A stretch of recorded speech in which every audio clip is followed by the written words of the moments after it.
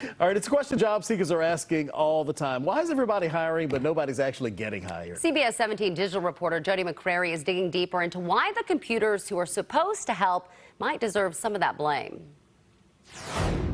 Websites like this one are designed to make hiring easier by weeding people out. But Duke professor John Conterno says it's actually making it tougher.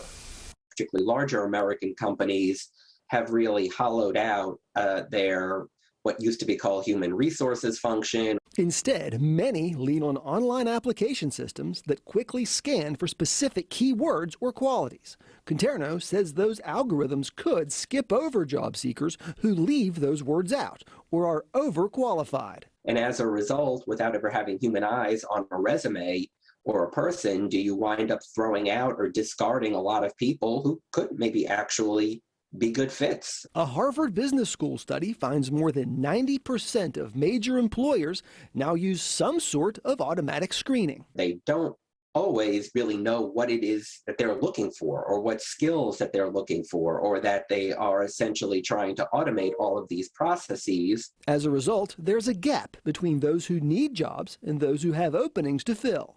Federal labor statistics show nearly 2.5 million Americans have been out of work for at least 6 months. Yet here in central North Carolina, the state's latest commerce data show 117,000 openings and just 87,000 seekers. And so there's just a lot of churn going on right now. And how do you make those good matches, and how do you get people to sort of be in the places where their skills or their talents can fit. And in My Story Online, find out why one expert says the key might be putting the human back in human resources.